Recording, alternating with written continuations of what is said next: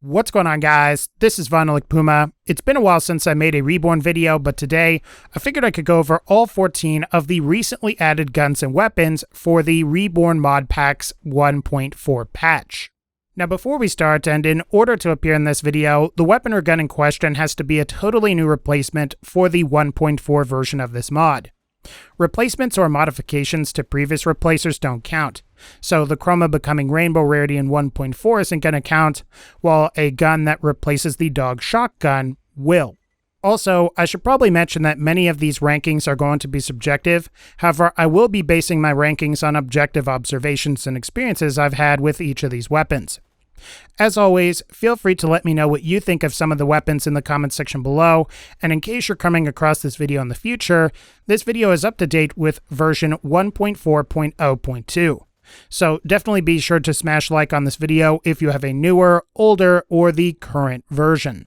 But enough intro, let's go ahead and get into our first and 14th entry, which is going to be the Cricket. Though the law is gone as of Reborn 1.4, it's sort of nice to see the law changed up here to make the Cricket pistol. The Cricket doesn't do anything especially revolutionary other than provide the player with some boosted crit damage and the ability to potentially knock back enemies, temporarily stunning them in the process. This effect ends up being very similar to the effect of Sledge's shotgun from Borderlands 1. The difference here, though, is that the Cricket is a Jacobs pistol with a decent mag size and low ammo consumption, while the OG Sledge's shotgun was a shotgun that fired its full clip in just one trigger pull. For a utility weapon, I'd say this thing is pretty great, however, it doesn't seem to work on all enemies as some seem to be immune to the knockback. Plus, it would also be nice to get this thing a little bit earlier in the game, since it currently drops from Pimon. These two attributes I think knock it a little bit lower in the ratings, but still, and again, this is a nice utility weapon to have if you can get your hands on it. Moving on to our next entry, we have the Omni Cannon. Now, maybe it's just me, but the Omni Cannon has always been kind of lacking to me. Even in the pre-sequel, where the additional explosive damage was of some benefit, the real problem with this weapon was that the bulk of the damage was non-elemental, which is usually resisted by armored enemies. With this in mind, I think I prefer the longbow from Vanilla, which is what the Reborn mod now currently replaces. The original longbow, while niche with its fire elemental exclusivity, can really deal a lot of damage to the right enemies, whereas the Omni Cannon can't really do that. I will say though that the Omni Cannon does have the advantage of dropping fairly early on as it drops from Wilhelm. So while I'm not a huge fan, this could be a good sniper rifle to obtain really early on in a Reborn playthrough. This brings us to an interesting weapon though, and that is the Laylaps. So the Laylaps is a new legendary pistol that the player can acquire from either the Spyco in Frostburn Canyon or from the tribute from Frostburn that spawns when taking on the Water Gobbler in that DLC. Its special effect is that it increases the movement speed of the wielder when held, meaning you can get quite a speed boost provided you just have one of these in your hand. Additionally, it also appears that if you play Salvador, you can dual wield or gunzerk two of these and benefit from the increased movement speed provided from both. So you should be able to get a pretty massive speed boost provided you have a gunzerker and you're just dual wielding these things. Like the Cricket, it's pretty nice to see another utility weapon like this appear in Reborn, as I think we could always use more weapons that are less level dependent. But again, just take out the Spyco or take on the tribute named Fuse during the Water Gobbler DLC if you want to get your hands on this gun. This brings us to our next entry, which I'm going to introduce by simply doing this. The Backhand is a similar but perhaps more expanded version of the Cricket that we just discussed. Or more accurately, the Backhand is probably more of a spiritual successor to the original Sledge's shotgun from Borderlands 1 than the Cricket is. It possesses the same manufacturer, a little bit of melee damage bonus, and possesses the characteristic knockback of the Sledge's shotgun. Though I will say that this knockback seems to be a lot more powerful when compared to the Cricket, almost to the point where it makes hitting enemies with the Backhand a little difficult because they are flung back so far. As I just mentioned, the Backhand's knockback is a little difficult to control and can make the gun a little unwieldy. However, I have to admit that flinging enemies across the room or like 30 to 40 feet is pretty hilarious at times. So in that sense, I'd say this is definitely a really fun gun to use. And if you want it, it currently drops from Old Slappy, provided you have Reborn 1.4 installed. This brings us to our 10th entry, which is going to be the Salmon. So this thing is a replacement for the dog shotgun from Vanilla that sort of feels like the rock salt when you shoot it. However, it has a special ability that allows the player to occasionally deflect bullets back at enemies while it's equipped in hand. This deflect bullets ability seems similar to something you might see on the antagonist from Dragon Keep. However, and in practice, the damage deflected back at enemies is pretty low. As you should be able to see from some of the gameplay, these are level 50 enemies, and I'm barely doing damage to them with the deflections, which is a shame. Then again, and I suppose if this effect was more powerful, it could defeat the purpose of using the gun, but still, it would be cool if the deflected damage was higher. Aside from the low damage on deflects, I think this is actually a pretty cool gun conceptually. Bandit weapons have had a less than stellar reputation in Borderlands 2, and the Salmon really changes that. If you want one, be sure to farm it from Bull in Three Horns Divide. This brings us to number 9, which is the Abaddon. The Abaddon is a fairly unconventional Torg weapon in that it deals explosive damage through splash. However, the main projectile actually deals corrosive damage rather than explosive, which is very uncharacteristic of weapons from Torg. Personally, I like this, and compared to the Kerblaster, which is what the Abaddon replaces, I think the Abaddon is a bit stronger in that it can perform critical hits, and the explosive damage can help offset some of the corrosive resistances that some enemies you might come across may have. For example, the Abaddon might do better against bandits than your average corrosive elemental weapon. Overall, I'd say this thing is pretty cool, and while I think there are a number of weapons added with 1.4 that are better, the Abaddon is a nice change of pace. If you want it, it drops from Der Monstrositat from the Hammerlock DLC. Number 8. The Earthquake.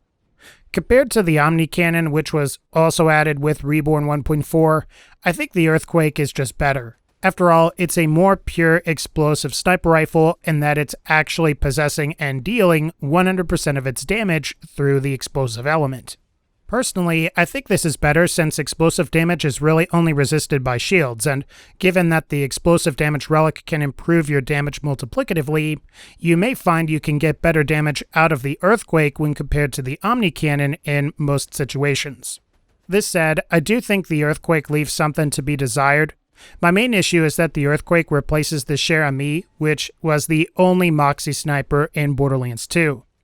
That and the ricochet effect seems like it would be better used on a weapon that's not a sniper.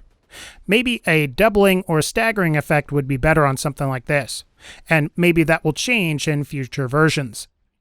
Even still, I think it's a pretty decent sniper, and if you want it, you can farm the Earthquake from Blue in the Caustic Caverns. Moving on to our 7th entry, we have the Artemis.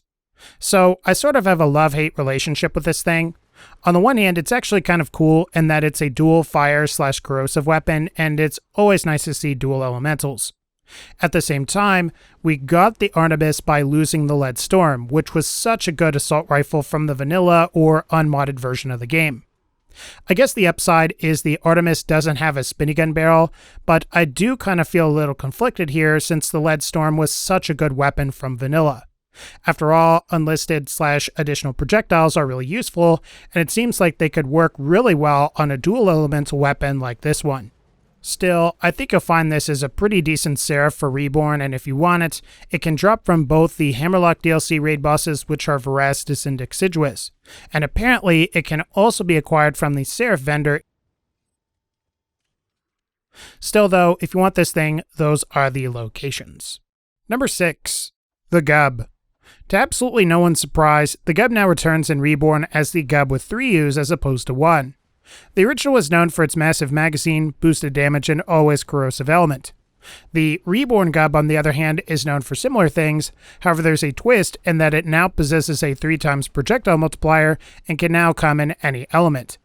Thus, the Gub with 3 U's has been improved over the original, and I find in practice it's a great pistol to spam bullets at enemies, racking up pretty high DPS in the process. It is recommended that you use this thing with a form of ammo regen, however. While the ammo consumption on the new Gub is actually pretty decent at 2 per shot, you have to figure that the 139 round magazine is really only capable of 70 shots, and without ammo regen, you're going to run out of ammo pretty quickly.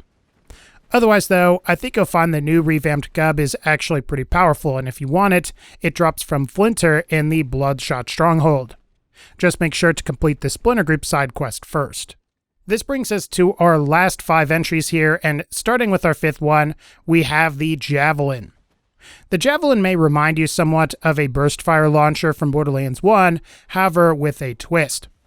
The Javelin's rockets have some homing potential, meaning you can fire these straight up into the air, and then they'll slowly but surely course correct and then travel to the nearest enemy, and of course exploding and dealing damage. It's also kind of nice to see something that replaces the Nukem.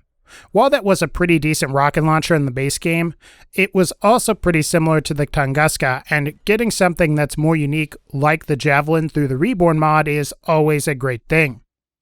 That said, if you want the Javelin, it drops from Dukino's mom, provided you have the Reborn 1.4 mod installed. At number 4, we have the Prime Package. Much like we discussed with the Gub, the Prime Package is essentially a modified version of the original Deliverance that it's based on. Rather than having reloading causing like one shotgun to fly towards enemies that shoots, the Prime Package now allows the player to have 3 shotguns fly towards the target that shoot, which is obviously an upgrade. There is a bit of a downside, however. I guess as a means of preventing the spam reloads from getting too ridiculous, the Reborn team went ahead and decided to add an ammo drain to the gun when held. Fortunately, this can easily be mitigated through the use of ammo regen skills or items, so you may find the penalty here isn't really that much of a big deal. If it is an issue, you can simply download an older version of Reborn than 1.4.0.2, and the ammo depletion should be removed at that point. I've got to say though that this is a pretty cool weapon, and if you want it in Reborn, it drops from the Gold Golem in the Dragon Keep DLC, and it can also drop from one of the tributes that's from the Southern Shelf in the Wattle Gobbler DLC. For the bronze, we have the Carcharodon. Now, if you could tell me what a Carcharodon is in the comment section below, I'll be giving you a free time machine so you can go back in time to make sure that you smash like on this video. But I digress. The Carcharodon is actually a pretty awesome assault rifle that got added with Reborn 1.4. It possesses the Teeth of Terramorphous projectile pattern in a much tighter formation, and on top of that, the gun has both lifesteal and always spawns with fixed parts, making it a great weapon to get your hands on if you're looking for a weapon that has some more consistent performance. I also have to say that I think I may actually like this gun a bit more than the gun that it replaces, which is the Seraphim. It is a shame that the Seraphim has to go since it is one of my favorites, but to get an assault rifle with teeth in its place, I think that's a pretty fair trade. If you want the Carcharodon, this thing drops from Hyperius, Master Gi, and can also be obtained from the Seraph vendor in Oasis. Number 2, the Altair. Though we don't have any bundles of hay to fall into, we at least get a pretty cool sniper rifle in Reborn that's arguably the best of the newer snipers. What the Altair has going for it is that it's a burst fire, 3x projectile multiplier sniper that also has fairly tight spread. In practice, this ends up yielding noticeably higher damage than either the newly added Omni cannon or Earthquake, and because the Altair is also a burst fire weapon, you can actually achieve pretty high DPS with this thing, assuming whatever you're shooting survives the volley. What's also kind of cool about this thing as well is that it even shares the Sloths, which is the weapon the Altair replaces, old side quest mission. So if you wanted to go ahead and complete Rackaholics Anonymous and turn it into Mordecai, you should be able to receive this thing. Additionally, it can also drop from the Sheriff of Lynchwood as well, so that's another option if you've already turned in the quest. And for the gold, we have the Bounty Hunter. So I think this is my favorite of the newer Reborn guns that got added, and it's safe to say that it's a massive improvement over the Damned Cowboy, which was a pretty lousy assault rifle. This thing is unique in that it actually possesses a fairly high quality melee damage accessory, clocking in at about 200% bonus. And it also is a Jacobs that functions a little more like a doll weapon, where when you hip fire it, you'll get a fairly standard 3-round burst, and when you ADS, you'll get doubled projectile count and double the ammo consumption. So rather than firing 3 shots, you're going to be firing 6 in a 3-round burst, provided you're aiming down sights. Overall, I think this thing is really cool, and despite being a replacer for the Damned Cowboy, it drops in the same location that the Varrock from Vanilla does, and then it drops from Mobley in the dust. I think you'll agree like me that this thing can be really fun, and it looks pretty great as well. Alright guys, I think that's going to wrap up this particular video. If you enjoyed this video, definitely be sure to smash like, click the bell so you can be notified when I upload my next Borderlands video, and as always, and again, thank you all so much for supporting this channel. Take care, and I'll see you all in the next one.